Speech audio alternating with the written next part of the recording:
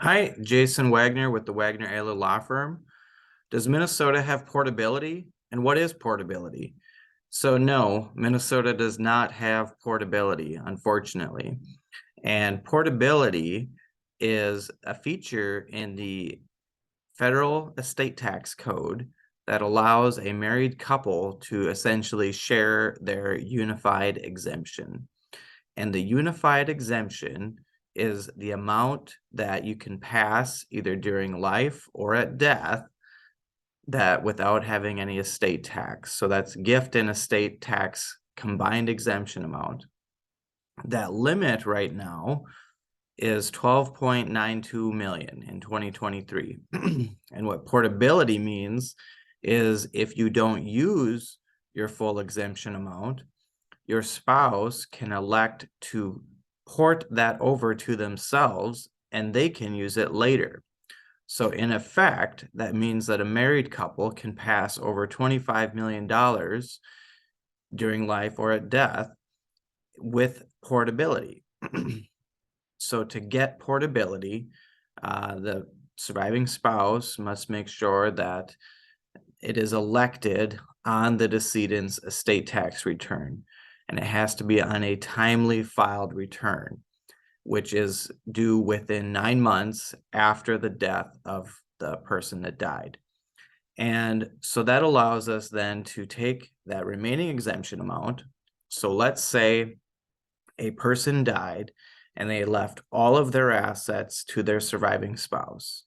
We have a unlimited marital deduction.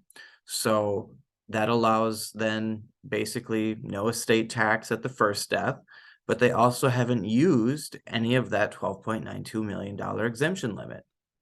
So the surviving spouse can say, I want to hold on to that, and they can keep that. Now that person has on their own with their personal exemption amount plus the unused exemption amount from their spouse, a total exemption of over 25 million. And that exemption amount they receive from their spouse is locked in. So we know that the federal exemption amount is scheduled to sunset in the year 2026, when it will revert back to the 5 million per person, which will be adjusted for inflation.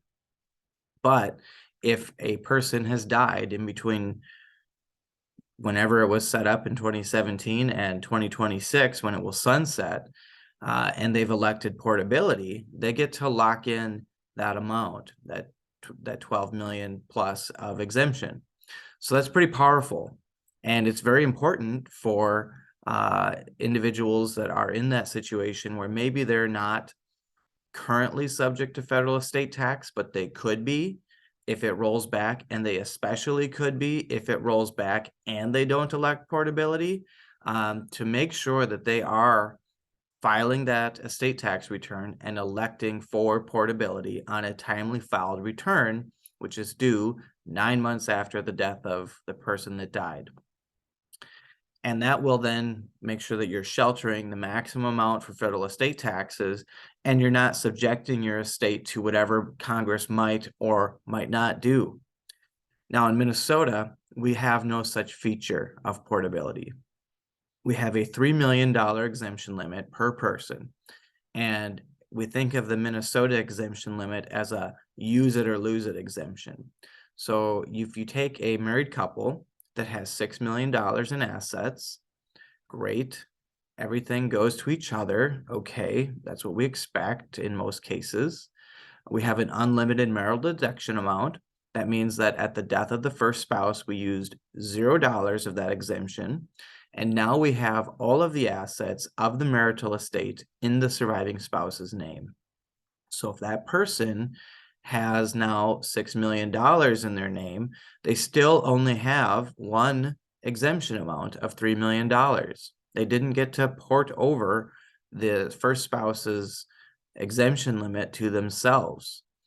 Yeah, they're underneath our current federal exemption, but they have subjected now half of the estate to estate taxes.